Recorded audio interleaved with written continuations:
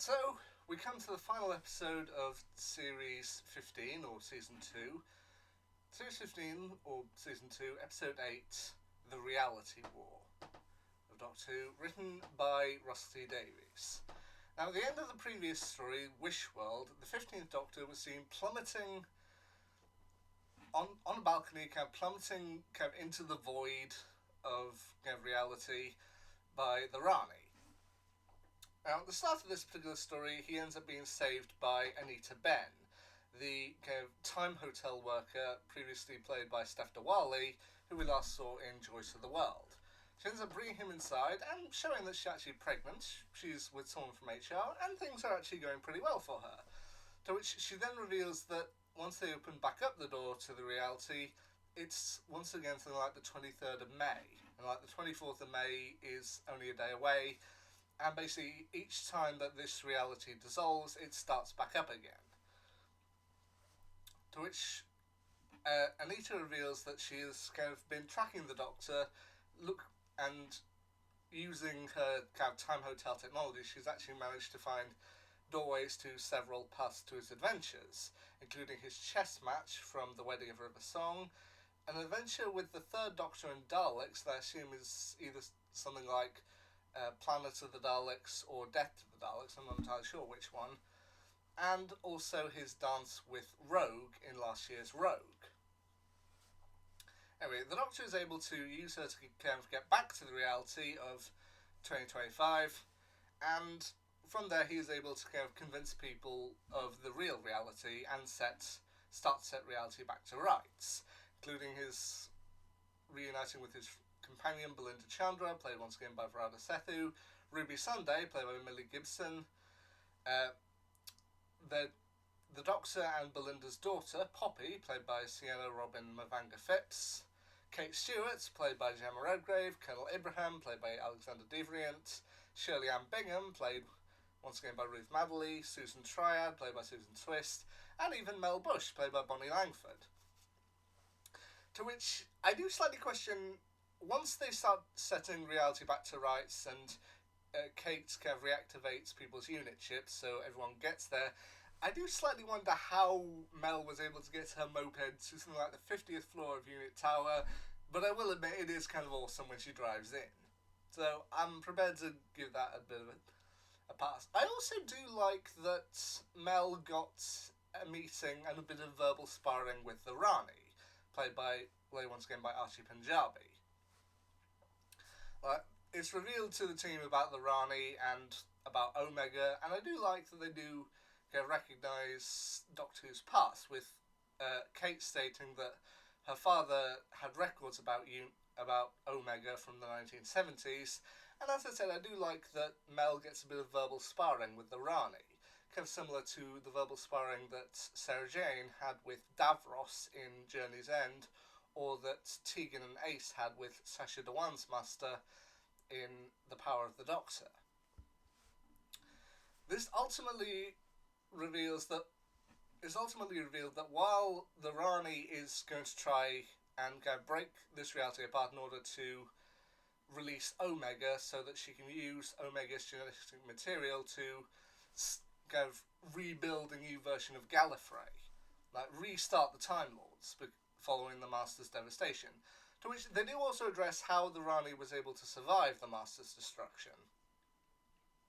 It's going to reveal that she saw it coming and was able to change a tiny bit of her DNA so that she was protected. Okay, like that, and ultimately it comes down to a big battle with Unit using all of their weaponry against the skull skeleton creatures around London, while the Doctor makes the plan to get into the Rani's base using her skybike thing, which I kind of like. But ultimately it does come down to one big decision, because what the Rani is needing from them is the Doctor and Belinda's daughter, Poppy, because she reveals that the nature of Time Lords and Time Ladies and Gallifreyans is that they're sterile. Basically, Time Lords can't give birth, so in order to rebuild the Time Lords, they need the child.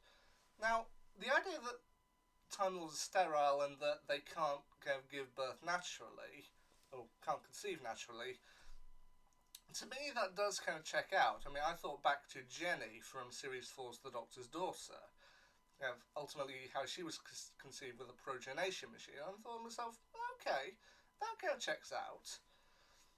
And ultimately it does come down to the kind of question of, should we sacrifice one person in order to help thousands, millions?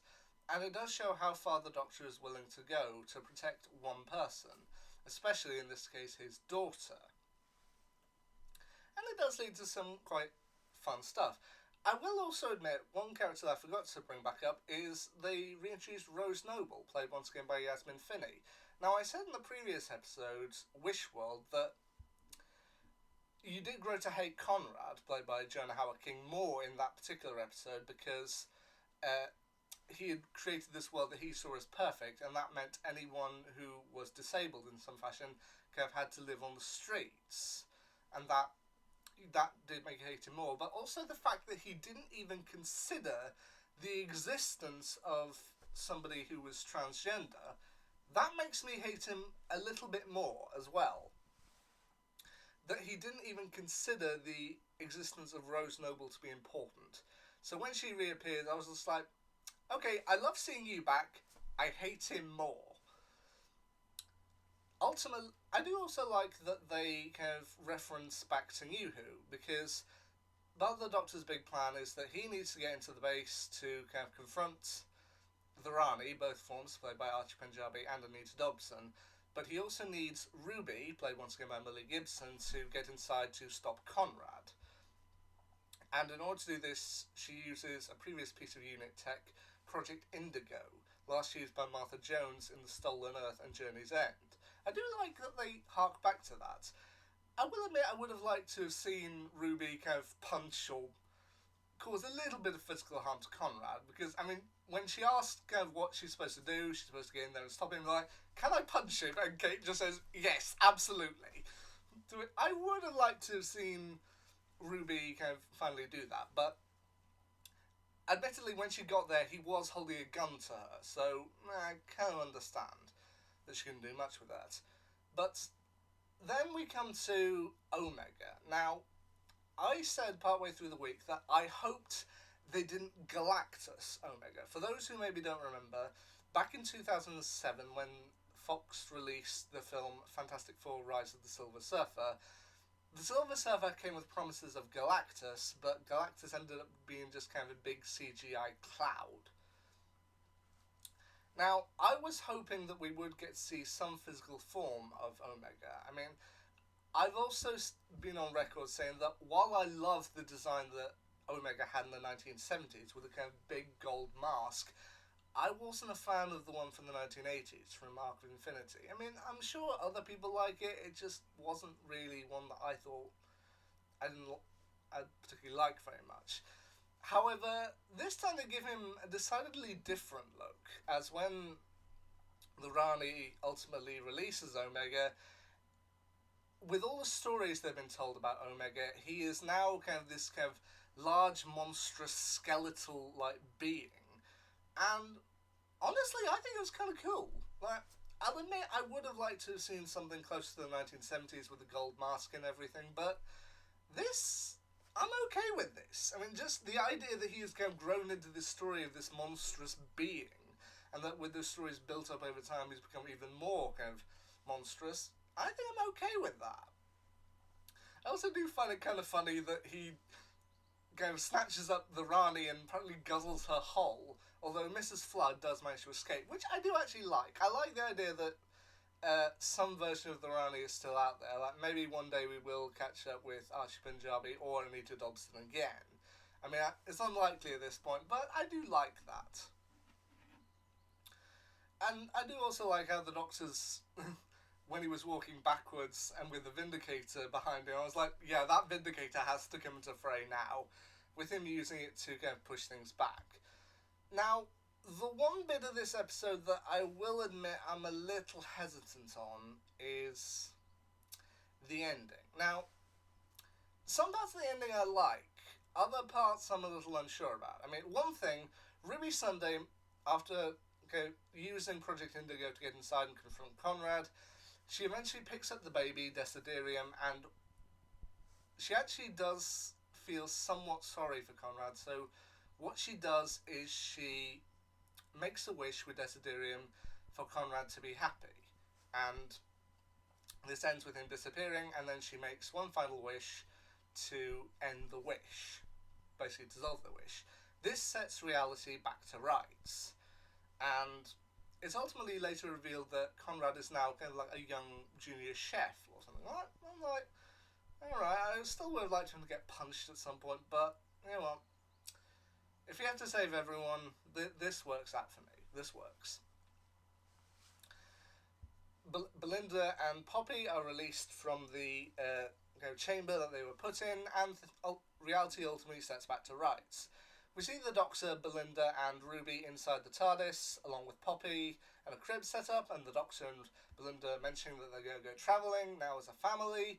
And as Ruby watches them talking, them going back and forth, they notice that the piece of clothing that they've been holding gradually gets smaller and smaller as it's passed between them, and then ultimately disappear. And while the Doctor and Belinda are still happily chatting about travelling, Ruby tries to tell them that their daughter Poppy has disappeared. And then they turn to her like, Poppy? Who's Poppy? Now, with this particular setup, I do like that ultimately they make a decision to bring Poppy back. That Ruby keeps insisting, even though people don't believe her, that Poppy existed. Poppy is somebody who existed, and they need to find her. Even though people are a bit hesitant at first, upon seeing how much she cares, they agree to work things out. And oh god, how to continue with this? Right. The Doctor realises that he needs to give reality a little bit of a jolt to get everything back in place, and decides for this to use his regeneration energy. This ultimately results in the TARDIS alone, where thanks to reality being a little out of sync, he ends up having a surprise encounter with the 13th Doctor, played by Jodie Whittaker.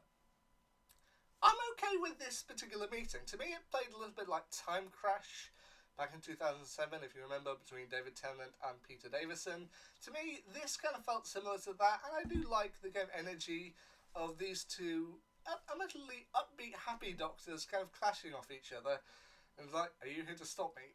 Oh, we both know that's not going to work. And I personally really like seeing Jodie again and having a bit of a parade between these two. But ultimately, the Doctor uses his regeneration energy to set reality back to rights, and it's revealed that Belinda and Poppy still exist in this reality, and reality has slightly changed, because while Belinda had previously said throughout all of the episodes that the Doctor needed to get her home, it's now revealed that she had, each time, reality has slightly changed now, so that every time she said, I need to get home because I need to look after Poppy. And in this new reality, the Doctor is not the father, he is actually their uncle. Her father was somebody who Belinda originally got together with. Things didn't work out, but he is still a good dad to Poppy. And we also do get to meet Belinda's mother. That's fair enough. With this particular ending, I would like to have had one more scene with Millie Gibson's Ruby Sunday, because given how passionate she was arguing and trying to plead with people to remember Poppy in the previous scene, I just would like one more scene, like maybe Ruby is coming around to help Belinda babysit. I don't know. I just would like one more scene with Ruby there just to tie everything together. But then we come to the one bit of the episode that I'm still a little bit unsure about. Now, if this is truly due to happen, then maybe it's okay. But the Doctor reveals they can't hold it back, and he is now going off to properly regenerate. Now, I wasn't aware this was happening. I actually watched this episode a day late. I was at the cricket on Saturday, so I didn't actually see it until yesterday evening. So people knew about this beforehand, and I kind of saw bits and pieces about it, but I was like, oh, I'll watch the entire episode just to make sure. I wasn't aware that Ncuti was leaving, or that he was about to regenerate. I hadn't seen any press about this and lead it to, and that's why I'm slightly questioning whether this is actually true. I mean, we do know that a new series of Doctor Who is coming. They have commissioned a third season. It is on the way. Whether it's still going to be made with Disney Plus, that's up for debate at the minute. But I haven't seen any kind of indication that Ncuti was leaving. And in clips I've now seen of behind the scenes stuff where he's wrapping up, he seems to be genuine about it, but I don't know. I'm still on the fence about it. Because we come to the end of the episode, the big surprise, the Doctor decides he doesn't want to regenerate alone, so he goes out into space and looks at the star that he remembers as Joy. Yes, Joy Armando from Joy to the World. And he lets out his regeneration energy, there's a big flash, and then the 16th Doctor is revealed to be Billie Piper. And this is where things get mad. Now, we have had actors who've appeared in Doctor Who before who have come back for bigger roles. People like Colin Baker, Peter Capaldi, Karen Gillan, Freema Agyeman, even this year Verona Sethu. She was in last year's series and she came back for this one. But the idea of Billie Piper as the 16th Doctor, if they're truly serious about it, I'm prepared to give it a go, but here's my thinking on this. Billie Piper was already in a significantly big role, that of the companion Rose Tyler, back in 2005 to 2008, and then she appeared briefly again in 2013. But Rose Tyler was already a significantly big role. I mean, some of the others, like Caecilius or Adiola or the Sibylline Sisterhood, those were kind of minor roles, so when you brought them back as doctors or companions, it wasn't a totally implausible leap, but to have a companion actor now playing the Doctor, that's where I'm starting to think this might be something that will be wrapped up by Christmas. I mean, maybe this is truly the end for Ncuti Gatwa's Doctor, but I'm at the minute thinking this might be, they bring in Billie Piper for something like half of an episode, and then Ncuti Gatwa is back by the end of the Christmas special. But that's just I might be completely wrong about this. I mean, for a while, I actually thought, when people said that David Tennant was going to be the 14th Doctor, I was like, no, he's still going to be the 10th Doctor. It's going to be some type of weird wrap-up. Ncuti Gatwa is still going to be the 14th Doctor, and David Tennant will be just like the kind of weird bit that doesn't quite make sense. But no, David Tennant did end up being the 14th Doctor, so maybe Billie Piper will be the 16th Doctor? I'm not sure. I mean, this to me, I kind of view like the Power of the Doctor. Like, that for me was like an eaten mess. Like, the classic pavlova, those layered desserts, and then the eaten mess, it's all the same ingredients, but all kind of mixed together, but it's still enjoyable. This episode did have some enjoyable moments, but then the ending kind of leaves me questioning a lot. So what'll happen? Are we really getting Billie Piper as the 16th Doctor? Or is something else happening? Are we going to get Ncuti a little bit longer? Oh god. By this point we'll have to wait until Christmas to see. But there we go. Now, I might do another, because this video is quite long already, I mean it's nearly 20 minutes, I will probably have to do another video giving my overall ranking of Series 15 or Season 2. But I'm going to wrap things up here, and this was my review of The Reality War. Ultimately quite mad, and did have some elements I'm not too sure about, but we'll have to wait and see how things play out. Anyway, until next time, see ya.